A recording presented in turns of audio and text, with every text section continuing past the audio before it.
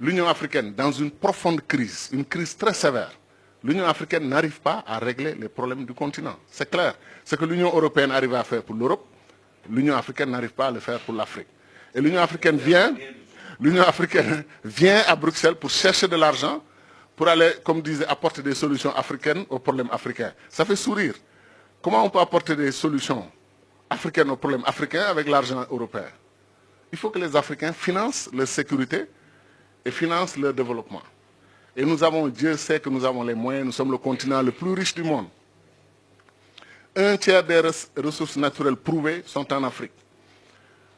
L'Afrique va être le continent le plus peuplé, et la bonne nouvelle, c'est que c'est peuplé de jeunes. Quand l'Europe vieillit, l'Amérique vieillit, l'Asie vieillit, l'Afrique, par la grâce de Dieu, rajeunit. Nous sommes 1 milliard d'Africains, dont plus de 60% de jeunes. Et dans moins de 30 ans, on sera 2 milliards d'Africains, dont une grande majorité de jeunes. Maintenant, les jeunes, c'est un atout qui peut être une bombe. Si nous nous débrouillons pour avoir la même Afrique, désunie, hyper balkanisée, avec 50 et quelques États, une Afrique pauvre dans un continent le plus riche du monde, ces jeunes-là vont devenir un problème au lieu d'être un atout.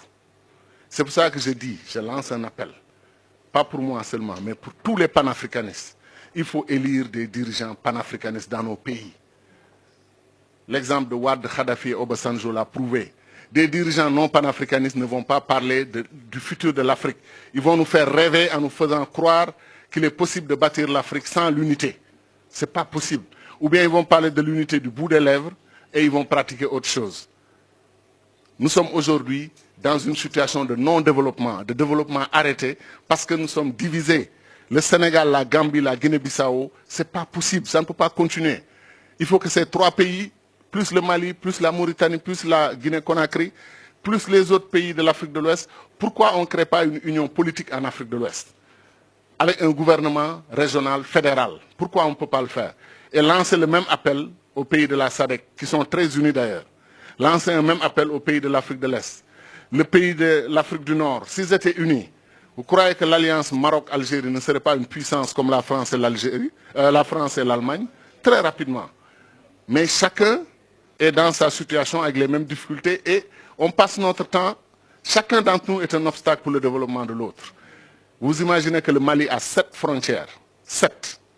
7 pays empêchent au Mali de voir le soleil, c'est-à-dire de voir la mer et d'accéder. Vous avez la Guinée, territoire Sénégal, Mauritanie, Côte d'Ivoire, Burkina Faso, Niger, Algérie. Si quand 7 pays vous encerclent et chacun prétend être un pays souverain qui contrôle ses frontières, mais il vous étouffe, il vous empêche de respirer. C'est pour ça que nous nous disons, on peut aller rapidement, au moins, à défaut d'avoir les États-Unis d'Afrique, qu'on ait des gouvernements d'union au plan régional, étape vers les États-Unis d'Afrique. Qu'est-ce qui nous empêche d'avoir une monnaie commune? Le franc CFA, là, 14 pays le partagent, en Afrique centrale et en Afrique de l'Ouest. Faisons-en la base d'une monnaie continentale. Parce que si le franc CFA s'allie avec le Nigeria, et on change le nom, on ne l'appelle plus franc CFA, c'est clair. Le mot franc disparaît au moins. Hein, on crée une monnaie africaine commune. Il ne faut pas démanteler ce qui existe et qui fonctionne pour quelque chose dont on rêve. On prend ce qui existe, on l'améliore et on l'élargit au Nigeria, au Ghana. Dès qu'on le fait, on a presque un tiers des pays africains qui partagent la même monnaie. Mais c'est une base pour tendre la main aux autres. Kadhafi, avant lui, Nkrumah, on parlait de Banque centrale africaine il y a 50 ans. Banque centrale africaine, monnaie commune africaine, constitution, citoyenneté africaine, armée, défense commune africaine, diplomatie commune africaine, commerce extérieur africain. C'est pour ça que je dis que quand on a mis Nkrumah de côté, après on a organisé le coup d'État, on s'est retrouvé avec un faux paradigme qui a fait que même les pays africains les plus avancés comme la Côte d'Ivoire sont retombés après dans la situation que l'on sait. Est-ce que vous savez que les Malaisiens allaient en Côte d'Ivoire pour dire aux Ivoiriens dans les années, début des années 70, nous voulons être comme vous? Aujourd'hui, la Malaisie est une puissance régionale. Elle vend de l'huile de palme à la Côte d'Ivoire qui lui vendait de l'huile de palme avant. La Corée du Sud, qui avait 1,5 milliard de dollars, 1,5 milliard de dollars de PIB égal au Sénégal, a aujourd'hui 1500 milliards. Le Sénégal a 15 milliards de PIB. Et la Corée du Sud a un niveau de développement équivalent à 25 pays d'Afrique qui sont regroupés dans le marché commun de l'Afrique du Nord, de l'Est et du Sud. 25 pays d'Afrique. Mais pourquoi? Parce qu'ils ont eu le bon leadership, et ils ont appris à être un État depuis 5000 ans. Nous, on apprend à être un État depuis 50 ans. Et des États qui posent problème parce qu'ils n'ont pas de frontières reconnues et acceptées par les populations.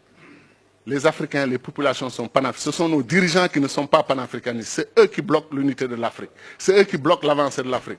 Chacun veut être président de la République avec cortège, escorte, nommer des ambassadeurs, nommer... Et je termine sur ça. Les États-Unis ont 13 ministres, les amis. 13 ministres. Première puissance du monde. L'Afrique a plus de 2500 ministres. C'est la vérité. Comptez 30 ministres par pays, ce qui est faible d'ailleurs. Et vous multipliez par 50 pays, 1500. Comptez 40 ministres par pays, multiplié par 50, vous êtes à 2000. Et on est 54 États. Et si on les suit, ils vont détacher l'Azawad du Mali, ils vont détacher la Casamance du Sénégal. On va continuer l'hyperbalkanisation de l'Afrique. Il faut arrêter ça. Il faut arrêter ça. Il faut arrêter ça. Il est temps d'aller à l'unité. Pour des questions de survie, d'abord du continent. Et ensuite pour des questions d'ambition, que l'Afrique fasse partie des puissances du monde dans 10 ans, 20 ans, à côté de la Chine, qui est un pays aussi pauvre que nous, à côté de l'Inde, qui est un pays aussi pauvre que nous, à côté du Brésil, qui est un pays aussi pauvre que nous. Comment chacun d'entre nous peut faire face à la Chine, faire face à l'Inde, faire face au Brésil, faire face aux États-Unis? Voilà les 4 pays qui vont diriger le monde dans 10, 20 ans. 3 d'entre eux, sont des fédérations. 3 d'entre eux. Et le 4e est en fait, je n'ose pas le dire parce que j'ai trop d'amis en Chine, mais la Chine est un conglomérat de réalités nationales différentes, mais ils se sont unis. Voilà donc pourquoi on a tout intérêt, 1, à intégrer notre diaspora dans le processus de développement, et 2, à aller à l'unité politique.